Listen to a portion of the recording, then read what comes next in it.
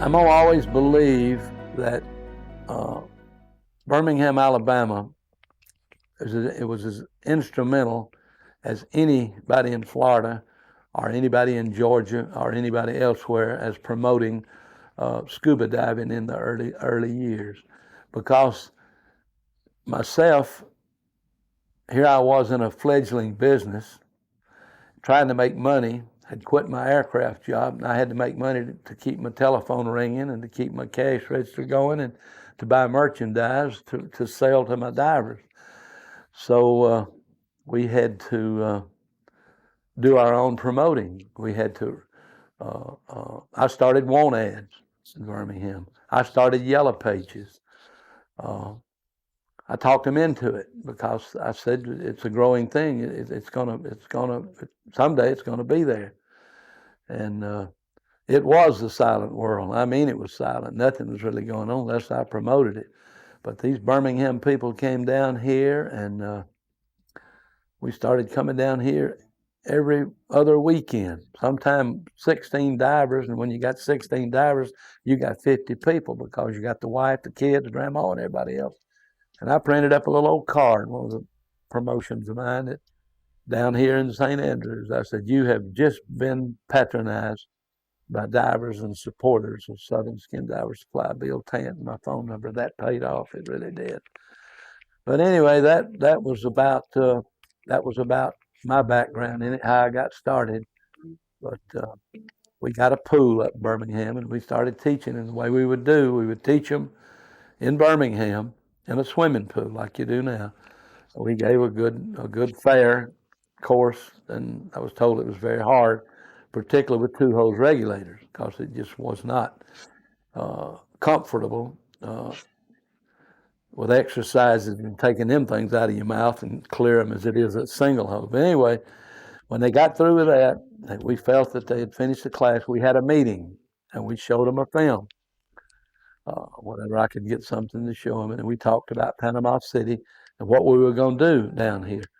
So everybody headed down Highway 31. We had no freeways.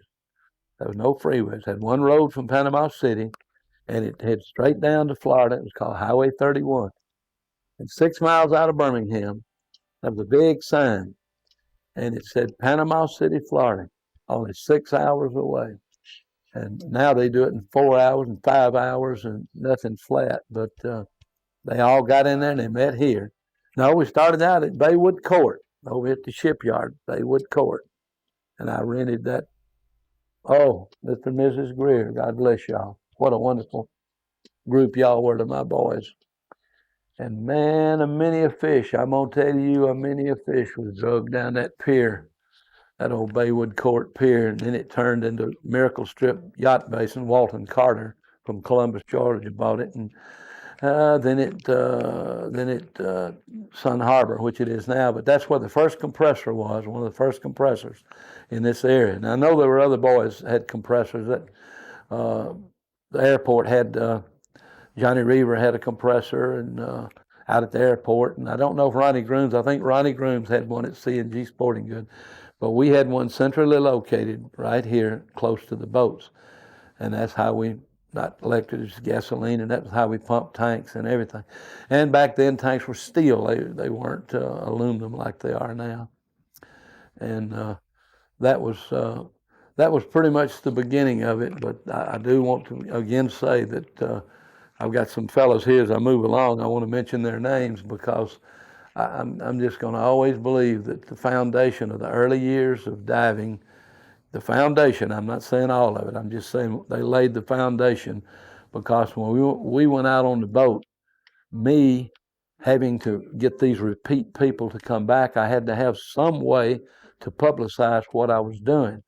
And I certainly wasn't Mike Nelson and had the money he's got, or Jules Verne movies. It was just me and what I could put together. So when I came down on a trip, I always made sure I had a newspaper writer, or I had an editor, or a disc jockey with a radio station, and I taught them to dive, and they went home and wrote about it. And I got numerous, I can say this to Birmingham, Alabama.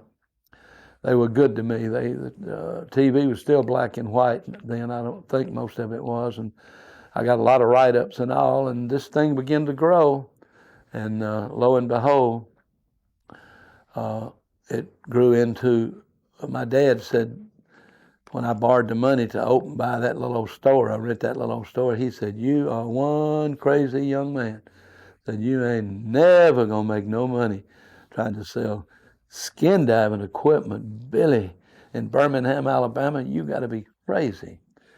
And Dad, you were wrong, cause it sure did grow. And I can remember sitting on my pier out here, all of us sitting on the back, sipping a few suds, and there were boat captains. They were the Kelly boys, Mike Kelly, Pat Kelly. And I kept telling them, I said, someday this area, Panama City, is going to have huge boats that do nothing but take divers out. Boats are going to have air conditioning on them. Boats are going to have showers on them.